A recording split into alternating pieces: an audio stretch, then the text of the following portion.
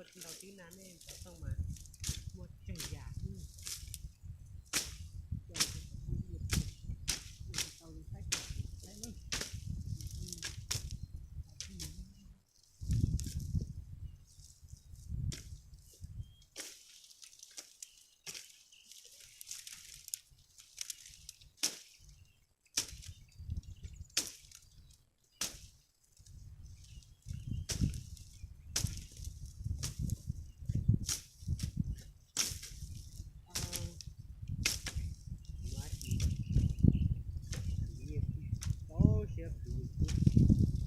lưng chồng trên mình còn lâu nhưng gì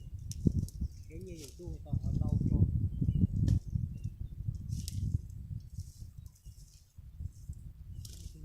đó tránh đó chiều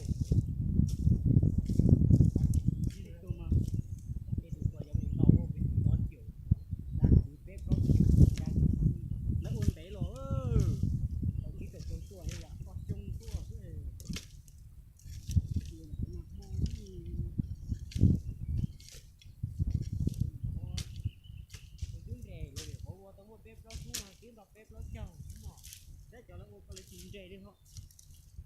À, cứ lẩu nó lại cái mà, cứ uống kìa, cứ có cá này cứ vẫn còn mình đang đi đi đứng đó tiếng lành thế mà này vẫn còn cái đời tặng thấy là này ôi, đầu tiên áp đầu tiên rồi, thế mà chơi tặng đi,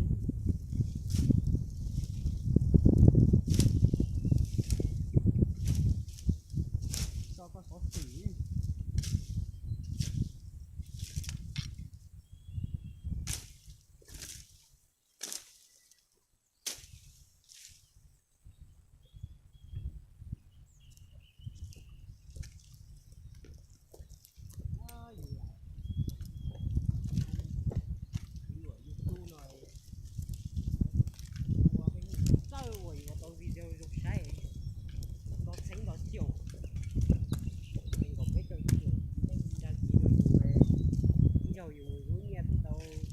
Có tuôn của